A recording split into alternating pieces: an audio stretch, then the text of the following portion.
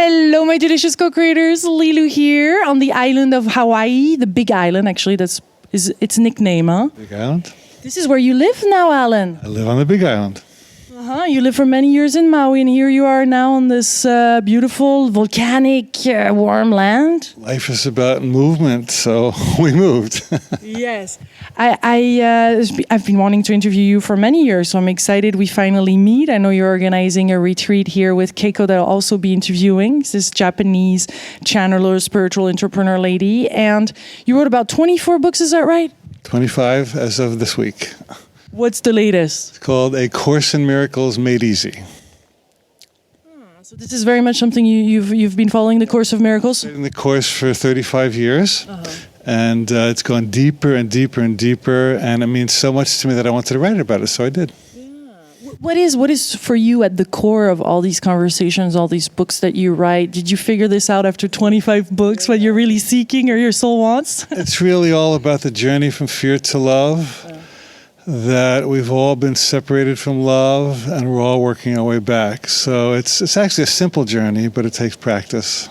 It seems like when we arrive in our body as a soul, like we're all this love, and then very quickly, very rapidly, within seconds, days or weeks, we fall back into fear. Someone said that we started out fine and then we got defined and now we're getting refined. So it's coming home to who we were before we forgot. And how big is that? What is the true potential of a human being? Is it possible for all of us right now that kind of... It's infinite. I mean, right now there's a place inside of us that's already in heaven. And we just have to go there. Yeah. I like that. By inquiring, by allowing, by trusting, by desiring, by acting, by willing. It's... You know, each of us has a unique pathway. Many years ago when I first started this path, a college teacher quoted to me from Don Juan Castaneda, and he said, each person is unique, each person must follow his own path, each person is different, each person must follow his own path. So we each have to find our own way home because we each strayed in our own unique way. But that's what we're doing here. There's nothing else to do. Yeah. What else are you here for? Well, definitely there's this kind of magic mirror game too happening all the time, isn't it? How do you view this? Through my magic mirror. You know, the world is a big projection and all I see is my thoughts. You know, that's what the Course in Miracles teaches, that what we see is our own mind projected onto the screen of the world. So I can use the world to see what's going on here. And you can always tell what you believe by what you're getting. So you have to tell the truth about what you're getting so you can discover what you're believing. But what we're getting, we know what we're getting, or we're not really truthful about it. But sometimes we're truthful, sometimes we're not. But we have to trace it back to, you know, like I had an encounter with somebody. I thought somebody was misusing me, and I thought, what is there that believes that I could be misused? You know, how did I attract somebody who did not honor me? What is there in me that doesn't honor myself? What is in me that is afraid that there's some power outside me that could be stronger than I am? So you kind of trace the thread back to what's going on in here, and all of a sudden you're free because it's my decision, it's my choice. Nobody out there is doing it to me or for me. Yeah. I love that conversation about this force that is bigger, whether it's good or bad, that is stronger than us. Like we're still separate as soon as we see that, obviously. There's no force out there. The only force is in here. And when we start to own that, we realize we're not a victim, but we're the creator, we're the co-creator of the entire universe. How powerful are we? Yeah. How do you deal with some energies or some things that are just not, they can be seen as negative or dark? Do you even have these kind of conversation, or for you it's higher, lower vibration type of? It's like everything is either an expression of love or a call for love. And it's either a lighter, finer vibration or a denser vibration. So denser vibrations are calling for love, and they're allowed to be there, but I don't have to get dense with them. So taking time for ourselves in those moments? We have to do a lot of soul nurturing that, you know, if you start to get wrapped up in illusion, the only option really is to step back. We have many options, but you step back and say, wait a minute, what's it going to take for me to get my head on straight? And how did I veer from love? And what would it take to bring me back to my heart? And then when you get back to your heart, all of a sudden everything gets clear and it lines up and you know what to do. But if you're just mucking about in illusion, you're just mucking about.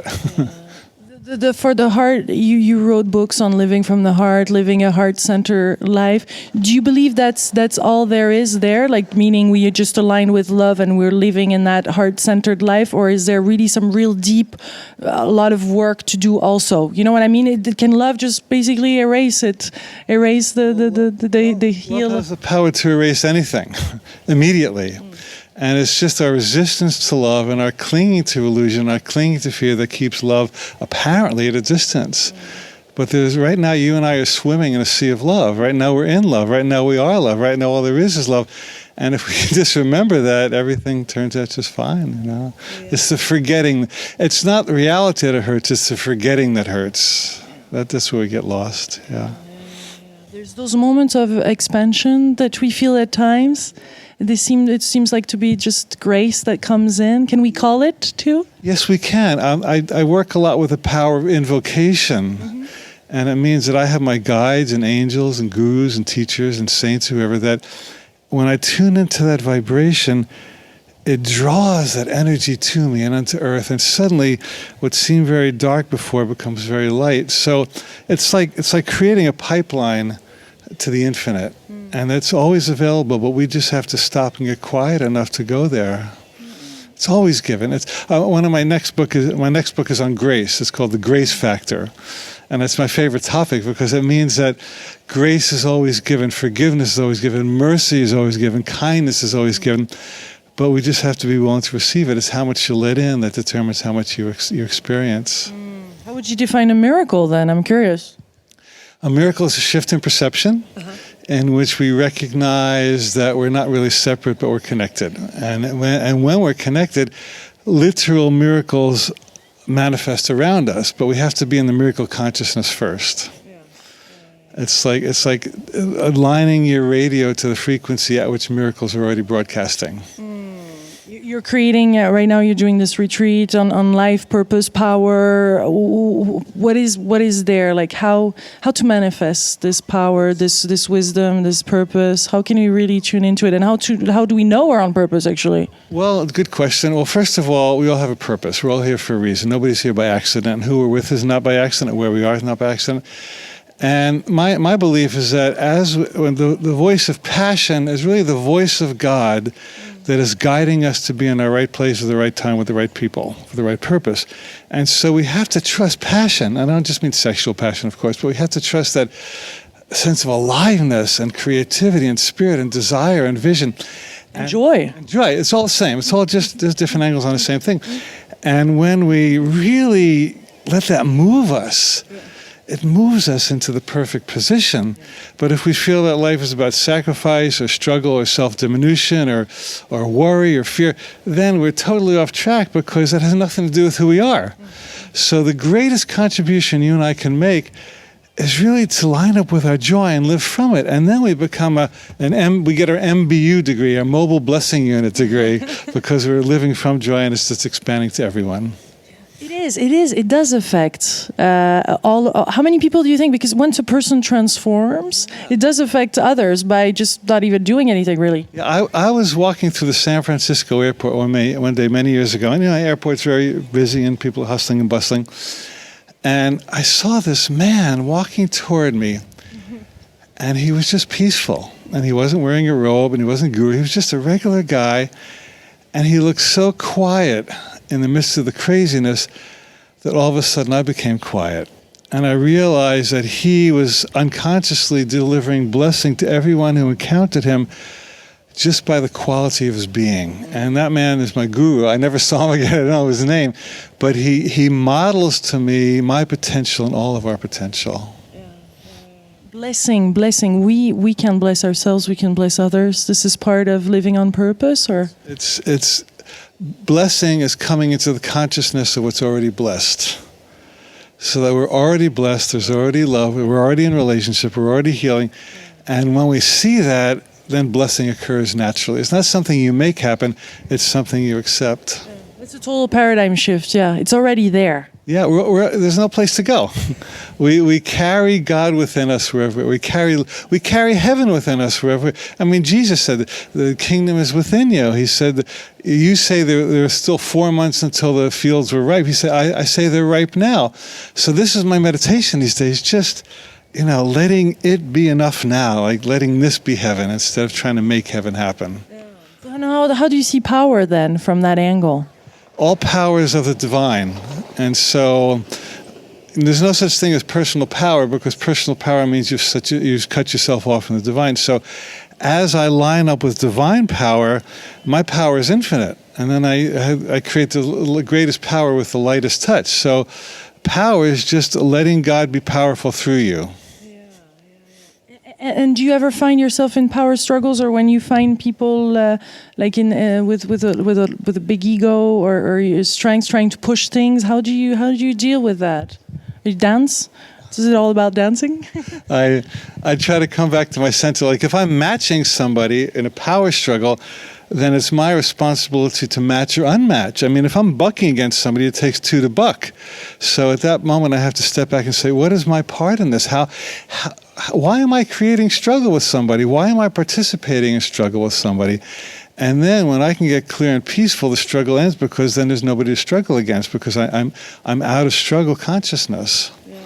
Or speak your truth, speak your truth from your heart, or let go. I mean, there's 100 options.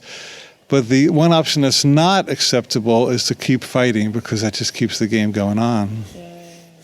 Is there something that you recommend to open this heart in those moments of difficulty or of challenges, or in personal relationship struggle or something? Well, I always invite people to come back to what heals their soul. So whatever it takes for you and I to come home is worth doing. So I play with my dogs.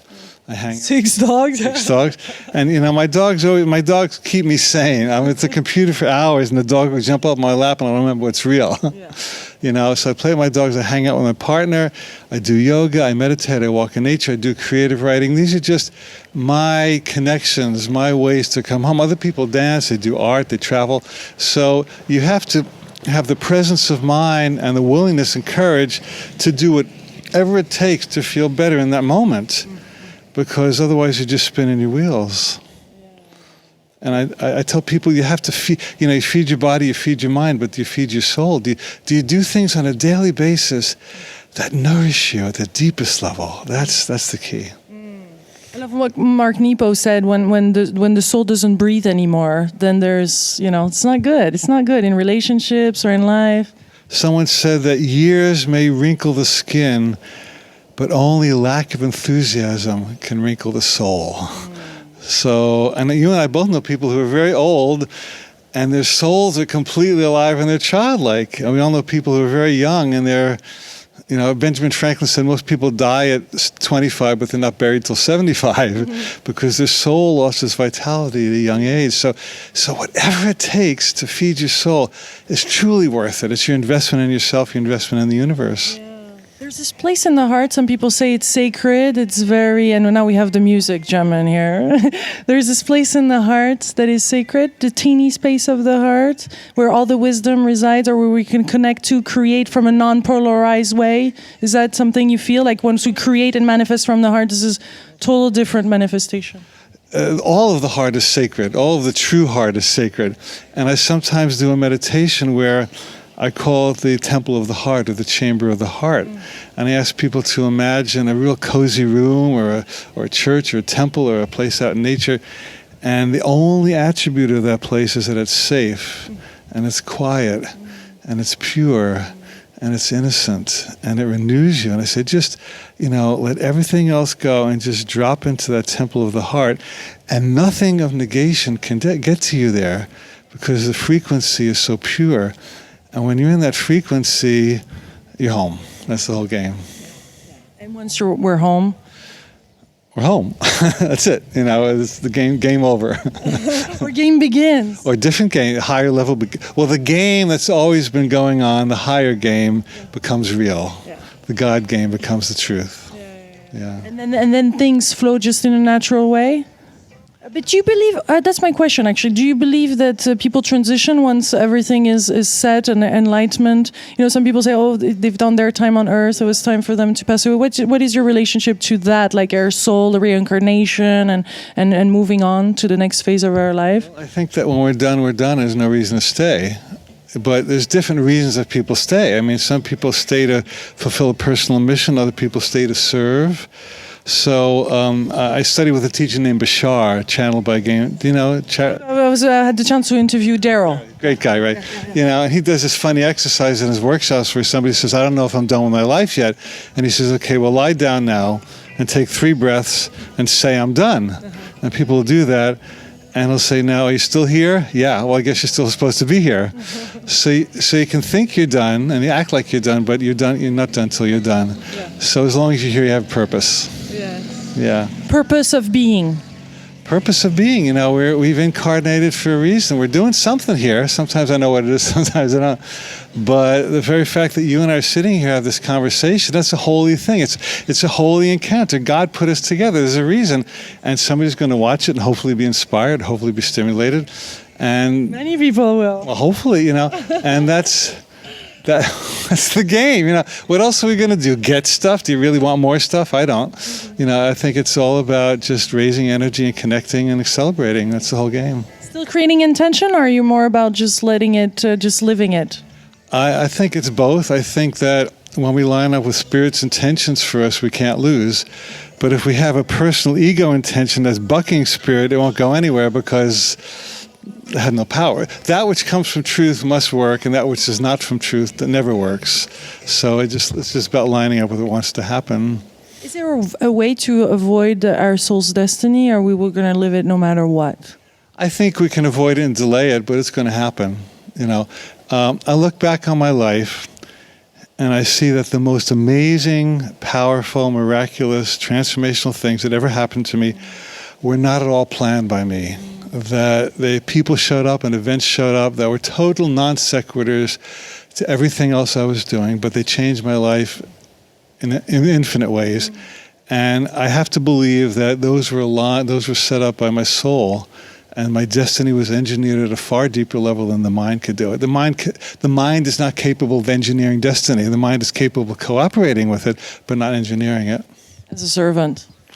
Servant of the divine, but you know, servant. But the mind as a servant of the heart, like not the opposite. Yeah. A mind as the channel of expression for the heart. Servant kind of feels like, oh, you're the boss and I'm a servant.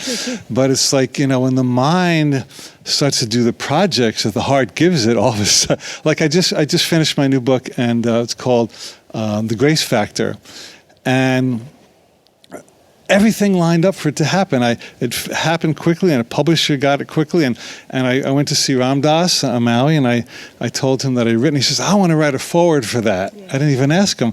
So it's almost like when I was aligned, everything in the universe showed up to make it happen, because it wasn't the ego's effort, it was Spirit's effort, and Spirit's effort never loses. I love when Ram Dass said in an interview a couple of years ago, he said, this is all loving awareness. This is all loving awareness. And he also says, I am loving awareness. Like, who am I?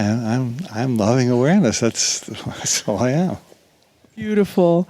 Last little word of wisdom or something that you would like to share with us today that your heart feels called to say? I just want to celebrate and honor everyone on the planet who is doing their inner spiritual work, that we're all here for a reason, and sometimes we struggle, and sometimes it's hard, and sometimes it's fun.